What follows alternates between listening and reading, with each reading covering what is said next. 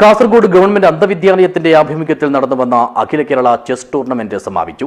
Senior വിഭാഗത്തിൽ ഷിഹാദ് കോഴിക്കോടും junior വിഭാഗത്തിൽ മുസ്തഫ കാസർഗോഡും വിജയികളായി.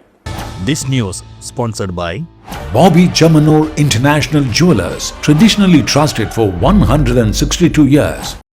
കാസർഗോഡ് ഗവൺമെന്റ് അന്ധവിദ്യാലയത്തിന്റെ പ്ലാറ്റിനം ജൂബിലി ആഘോഷ പരിപാടികളുടെ ഭാഗമായാണ് കാഴ്ച പരിമിതിയുള്ളവർക്കായി അഖില കേരള ചെസ് ടൂർണമെന്റ് സംഘടിപ്പിച്ചത്.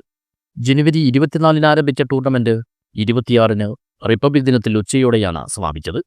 മത്സരങ്ങൾ പൂർണ്ണമായും പൂർത്തിയായപ്പോൾ സീനിയർ വിഭാഗത്തിൽ എം ഷിഹാദ് കോഴിക്കോട് 1ാം സ്ഥാനവും മുഹമ്മദ് രാഹിൽ കാസർഗോഡ് 2ാം സ്ഥാനവും ശരൺ ബാബു തൃശൂർ 3ാം സ്ഥാനവും സ്വന്തമാക്കി.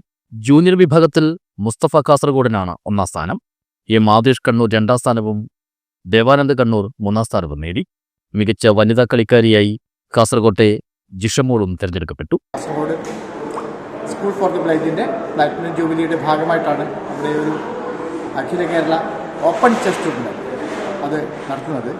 ഇതിൽ റേറ്റഡ് പ്ലേയേഴ്സ് ഉണ്ട്, അതുപോലെ തന്നെ അൺറേറ്റഡ് പ്ലേയേഴ്സ് ഒക്കെ ആയിട്ട് എല്ലാ റേറ്റഡ് പ്ലേയേഴ്സും അവരായിട്ടുള്ള ആൾക്കാരാണ്. ഒരുപാട് നാഷണൽ ലെവലിലൊക്കെ കളിച്ചുള്ള ആൾക്കാരാണ്. ഏതായാലും ഞങ്ങൾ ഈ പൂർവ്വ വിദ്യാർത്ഥി അസോസിയേഷൻ എത്തിയാൽ 2008 മുതലാണ് ഇതിങ്ങനെ വർക്ക് ചെയ്ത് തുടങ്ങിയിട്ടുള്ളത്.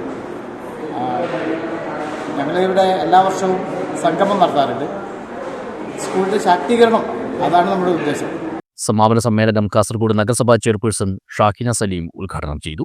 ഫലപ്രഖ്യാപനവും വിജയികൾക്കുള്ള സമ്മാനദാനവും ചെയർപേഴ്സൺ നിർവഹിച്ചു. News bureau, Kasaragod.